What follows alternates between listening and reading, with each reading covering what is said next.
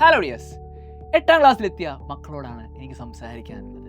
മക്കളെ, 8ാം ക്ലാസ്സിൽ തന്നെ പഠിച്ചു തുടങ്ങണോ? 10ാം ക്ലാസ് എത്തുമ്പോഴല്ലേ ഒരു പബ്ലിക് എക്സാം ഒക്കെ എഴുതാനുള്ളൂ എന്ന് ആലോചിക്കുന്ന ആളുകളുണ്ടാവും. അതുകൊണ്ട് തന്നെ പലരും 8ാം ക്ലാസ്സിൽ ട്യൂഷനൊന്നും പോകാറില്ല.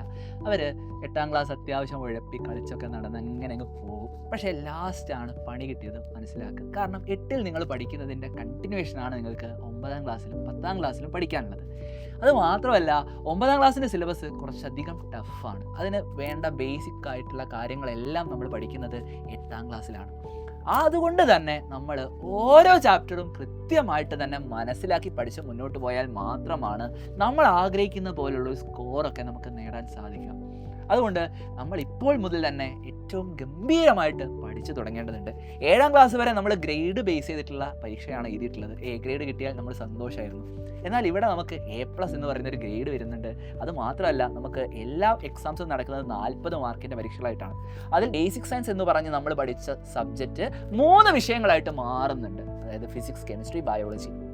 നിങ്ങൾക്ക് ടെക്സ്റ്റ് ബുക്കിൽ ബേസിക് സയൻസ് എന്ന് തന്നെയാണ് കാണാൻ പറ്റുക. പക്ഷേ അത് 3 വ്യത്യസ്ത ടീച്ചേഴ്സ് ആയിരിക്കും നിങ്ങളെ പഠിപ്പിക്കുക.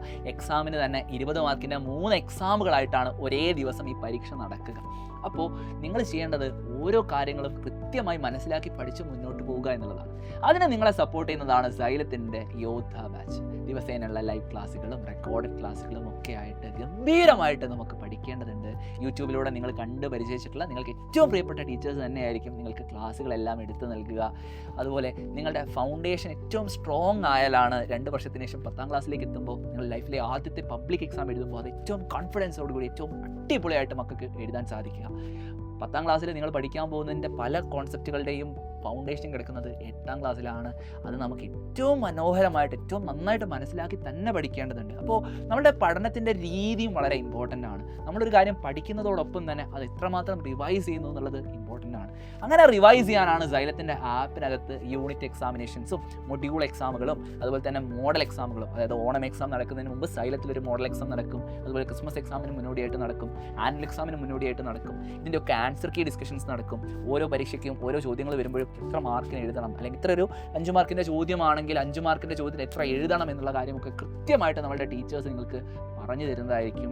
അത് മാത്രമല്ല, നമ്മൾ നിങ്ങൾക്ക് വേണ്ടി ഡൗട്ട് ക്ലിയറൻസ് സെഷൻസ്, അതുപോലെ തന്നെ മാത്രമല്ല ഏറ്റവും ഗംഭീരമായിട്ട് പഠിച്ച് വരാൻ പോകുന്ന ഓണം എക്സാമിൽ ഫുൾ മാർക്കോട് കൂടി തന്നെ എല്ലാ വിഷയങ്ങളിലും ഫുൾ A+ നേടിക്കൊണ്ട് നമുക്ക് നമ്മുടെ ക്ലാസ്സിലെ എല്ലാവരെയും ഞെട്ടിക്കേണ്ടതുണ്ട്. നമ്മളൊരു ഫസ്റ്റ് ഇംപ്രഷൻ ക്രിയേറ്റ് ചെയ്യാൻ പോവാണ്.